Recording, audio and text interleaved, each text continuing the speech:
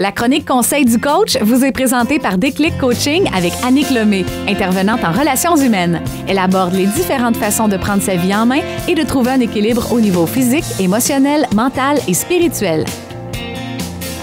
Annick Lemay, attends un peu, on va ouvrir ton micro. Comment ça va? Ça va bien, toi? Ça va très, très bien. On a toujours le sourire quand on est ensemble le lundi, mais aujourd'hui, je sais pas, il me semble que c'est encore plus qu'un sourire. Oui, il fait tellement beau. Faut en profiter. Et aujourd'hui, notre sujet magique, l'estime de soi. Oui, tout à fait. En fait, j'aimerais ça qu'on commence par faire la différence entre confiance en soi et estime de soi. Parce que souvent, les gens savent pas exactement c'est quoi la différence. Puis là, ils me disent, bien, je manque de confiance en moi, puis finalement, c'est peut-être de l'estime, etc. Donc, la confiance en soi, c'est quoi?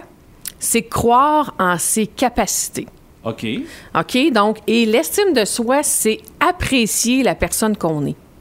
OK.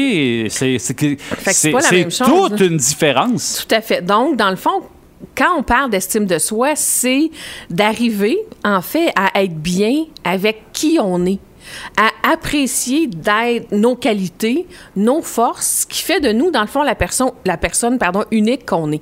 OK. C'est vraiment ça, l'estime de soi. Et souvent, on a de la difficulté avec ce volet-là parce que, tu sais, c'est plus facile de savoir ou de dire ça dans quoi on n'est pas bon ou c'est quoi nos défauts que nos forces.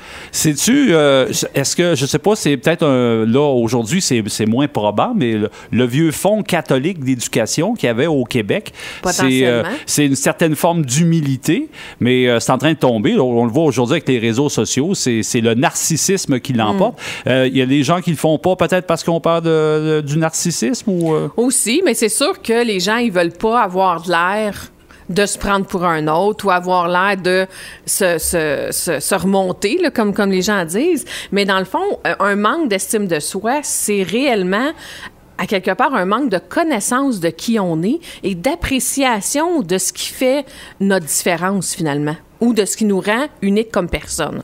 Donc, l'idée, c'est de s'assurer que on va être capable de découvrir nos forces. En étant capable de nommer que moi, là, ma force, c'est, par exemple, l'empathie, ou j'ai une force dans les communications, ou j'ai une force dans telle chose, c'est pas de se vanter, c'est d'être capable de reconnaître qui on est. OK. Donc, ça, c'est la première affaire. Et quand les gens viennent me voir pour l'estime de soi, c'est qu'ils vont souvent avoir tendance à se rappeler ou focusser sur la chose qui les rend moins intéressants. Les choses négatives. C'est ça, tu sais, donc le défaut, ou bien, tu sais, si par exemple dans une séance quelconque, il y a une personne qui nous donne un commentaire désagréable, mais là, sur quel commentaire qu'on va s'accrocher? Celui-là. Même s'il y a 10 personnes qui nous ont dit comment qu'on était extraordinaire, s'il y en a une qui nous dit « Ouais, mais tu sais, dans le fond, peut-être que tu pourrais faire ça différemment », là, ça y est, on pense rien qu'à ça, puis on n'a pas été bon. Mais ça, c'est le même principe que la publicité bouche-oreille. Tu vas te faire dire par quelqu'un, je sais pas, admettons, tu te magasines une place de voyage.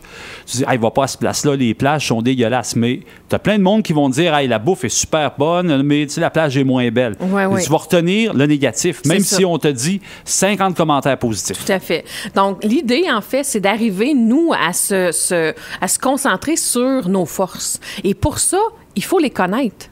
Puis comment on arrive à les connaître? Bien, c'est en se posant la question puis en s'observant. Tu sais, dans le fond, si moi, je veux connaître c'est quoi mes forces, bien, j'ai besoin de m'observer puis j'ai besoin d'accepter de me regarder avec des lunettes de réalité, tu sais, de me regarder avec, c'est vrai que dans ça, je suis bonne, c'est vrai que j'ai cette force-là, j'ai cette qualité-là.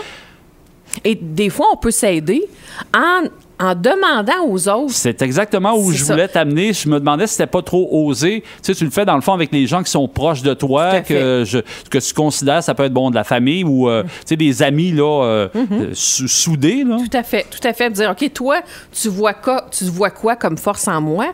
Et nous, on se dit, ben oui, c'est vrai. Tu sais, ça, puis voici des exemples, tu sais, qui fait de moi une personne comme ça. Et l'idée, c'est d'arriver à bâtir notre fierté tranquillement. Tu sais, c'est-à-dire que on va viser des petites victoires. Tu sais, si notre estime de soi est à 2 sur 10, tu sais, on peut tranquillement se dire, ben écoute, qu'est-ce que je peux reconnaître de cette journée d'aujourd'hui? Okay. Aujourd'hui, là, qu'est-ce que j'ai fait de bien? Qu'est-ce qui s'est bien passé finalement dans ma journée, mais par rapport à moi-même, pas par rapport nécessairement à l'extérieur. Donc, c'est nos forces à nous. Et c'est d'arriver à se dire, moi, là, comment je peux faire pour être à l'aise avec qui je suis? Mais, pour certaines personnes, c'est un gros travail. Oui, là. Mais c'est aussi en reconnaissant nos limites. Dans le sens que c'est de dire, moi, là, je suis cette personne-là et je ne pourrai jamais être quelqu'un d'autre. Parce que souvent, on a tendance à dire, ouais, mais moi, j'admire ou j'aimerais ça avoir tel trait de caractère ou telle qualité de cette personne-là.